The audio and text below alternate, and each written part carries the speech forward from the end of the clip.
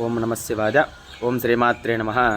ఈ మధ్యన ప్రతి ఒక్కరూ కూడా ఆలయాల చుట్టూ కూడా ఎక్కువగా తిరుగుతున్నారు. ఏమిటి అంటే పరిహారాలు పరిహారాలు పరిహారాలు.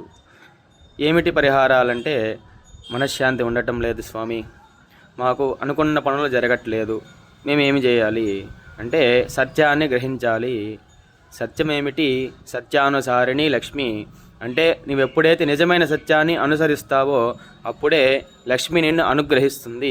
లక్ష్మి అంటే తృప్తి, మనశ్శాంతి, ఇవన్నీ కూడా లక్ష్మీదేవి ఇచ్చేటువంటి ఫలితాలన్నమాట. కాబట్టి నిజమైన సత్యం ఏమిటి అంటే, ప్రత్యక్షంగా గుడిలోనే కాదమ్మా, మన ఇంట్లో మన పరిసరాల చుట్టూ కూడా దేవతలు ఉంటారు. వారిని మనం గ్రహించగలగాలి.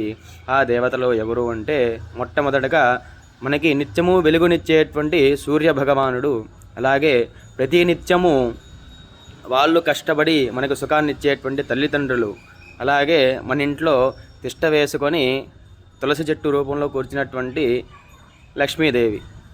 కాబట్టి ఇవన్నీ కూడా మన నిత్యము మరచిపోతూ ఏదేదో ఎక్కడెక్కడో దేవాలయ చుట్టూ తిరుగుతుంటాం.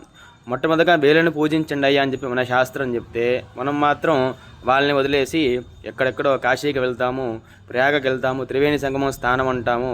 వాటి వల్ల ఏమొస్తుందమ్మా? మొట్టమొదటిగా మన శాస్త్రాలు ఏమి చెప్పాయి?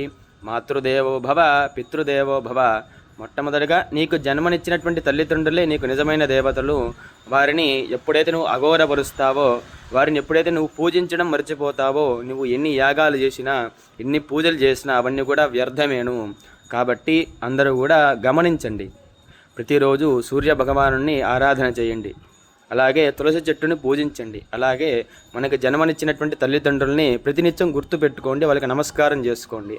అదే మన జన్మకు సార్థకత అన్నమాట.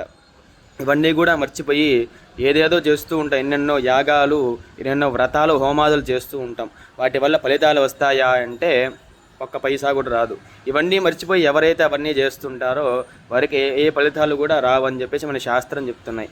కాబట్టి ప్రతినిత్యము మనం ధర్మం చెప్పినట్లుగా ధర్మో రక్షిత రక్షిత, మన తల్లిదండ్రుల్ని నిత్యము గౌరవిస్తూ, అలాగే మన ప్రత్యక్ష భగవానుడైనటువంటి సూర్యదేవుణ్ణి నిత్యము మనం ఆరాధన చేసుకుందాం.